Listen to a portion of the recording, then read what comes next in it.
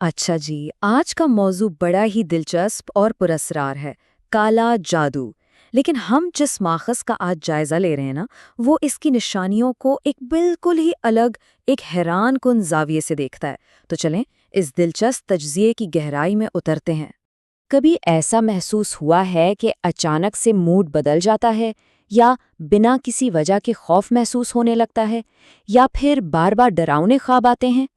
ان سب سوالوں کے جواب ہمارے آج کے موضوع کا مرکز ہیں، اور یقین کریں یہ جوابات آپ کو حیران کر سکتے ہیں۔ ٹھیک ہے، تو آئیے سب سے پہلے ان علامات کو دیکھتے ہیں جنہیں عام طور پر جادو کی نشانیاں سمجھا جاتا ہے۔ یہ وہ چیزیں ہیں جن کا ذکر ہمارے آج کے ماخذ میں بھی کیا گیا ہے۔ سب سے پہلی اور جو بڑی نشانی بتائی جاتی ہے وہ ہے رویے میں ایک دم سے شدید تبدیلی، جیسے کہ موڈ میں بہت زیادہ اتار چڑھاؤ، لوگوں سے بات چیت میں رویہ کا خراب ہو جانا، یا پھر کوئی انسان اچانک سب سے کٹ جائے اور اکیلے رہنا پسند کرنے لگے۔ اور یہ ایک بہت ہی واضح مثال ہے۔ اس تجزیے کے مطابق ایک اور بڑی نشانی یہ ہو سکتی ہے کہ کوئی بہت ہی صفائی پسند انسان اچانک گندگی میں رہنا شروع کر دے، مطلب نہ ناخن کاٹے نہ نہائے، اور اسے اپنی اس حالت سے کوئی فرق بھی نہ پڑ رہا ہو۔ پھر آتی ہے دوسری اہم نشانی، یعنی ڈراؤنے خواب۔ ہمارا ماخذ بتاتا ہے کہ اگر کسی کو بار بار ایسے خواب آئیں جن میں شیر یا سانپ جیسے خطرناک جانور حملہ کر رہے ہوں، یا وہ خود کو بہت اونچائی سے گرتا ہوا دیکھے، تو اسے بھی ایک ممکنہ علامت سمجھا جاتا ہے۔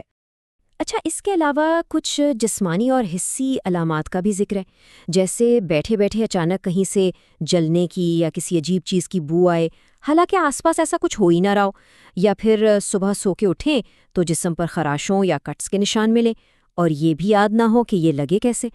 ہاں، ساتھ میں یہ بھی واضح کیا گیا ہے کہ ان کی کوئی طبی وجہ بھی ہو سکتی ہے، اس لیے ساری نشانیوں کو ایک ساتھ دیکھنا ضروری ہے۔ لیکن اب یہاں سے بات ایک بہت ہی اہم موڑ لیتی ہے، اور یہاں جلد بازی میں کسی بھی نتیجے پر پہنچنے کے خلاف ایک سخت تنبیہ کی گئی ہے۔ یہ جو بات اس سلائیڈ پر لکھی ہے نا، یہ اس پورے تجزیے کی روح ہے۔ ماخذ خبردار کرتا ہے کہ جب کوئی روحانی علاج کرنے والا یعنی راکی کسی سے لاپرواہی میں یہ کہہ دیتا ہے کہ تم پر جادو ہے، تو وہ اس کے ساتھ بہت بڑا ظلم کر رہا ہوتا ہے۔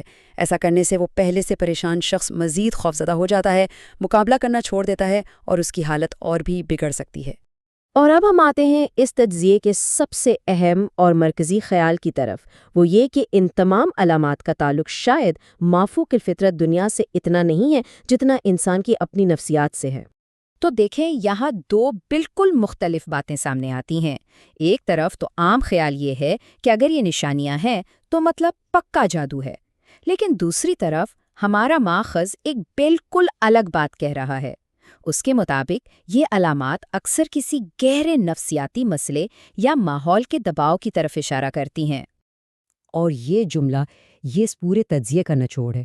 یہاں پوری ذمہ داری کے ساتھ یہ دعویٰ کیا گیا ہے کہ زیادہ تر معاملات مافوق الفطرت نہیں بلکہ نفسیاتی ہوتے ہیں۔ مثال کے طور پر، اگر گھر کا ماحول ٹھیک نہ ہو، ہر وقت الزام تراشی ہوتی رہے، یا کوئی شخص شدید ذہنی دباؤ کا شکار ہو، تو اس کے اندر بالکل وہی علامات ظاہر ہونا شروع ہو سکتی ہیں جنہیں عام طور پر جادو سے جوڑ دیا جاتا ہے۔ تو پھر سوال یہ ہے کہ اس کا حل کیا ہے؟ یہاں روحانی اور عملی دونوں طرح کے علاج تجویز کیے گئے ہیں۔ روحانی علاج کے طور پر ماخذ چند قدم تجویز کرتا ہے۔ پہلا، صبح اور شام کچھ مخصوص دعائیں پڑھنا۔ دوسرا، 7 دن تک بیری کے پتوں والے پانی سے غسل کرنا۔ اور تیسرا، رقیہ شریعہ یعنی روحانی علاج کی آیات کی تلاوت سننا۔ لیکن، اور یہ بہت اہم بات ہے، اس کے بعد جس چیز پر سب سے زیادہ زور دیا گیا ہے نا، وہ روحانی علاج سے کہیں زیادہ عملی اقدامات ہیں۔ یہاں یہ بات واضح ہوتی ہے کہ اصل اور پائیدار حل یہ ہے کہ انسان نفسیاتی طور پر خود کو مضبوط بنائے، اپنے گھر کے ماحول کو بہتر بنائے، ایک دوسرے پر الزام لگانے کے بجائے اپنے مسائل کو حل کرے اور اپنی ذہنی صحت کی ذمہ داری خود لے۔ اور آخر میں یہ ماخذ جادو کی تعریف کو صرف بد دعا یا عملیات تک محدود نہیں رکھتا، بلکہ اسے مزید وسیع کرتے ہوئے کچھ اور عام چیزوں سے بھی خبردار کرتا ہے۔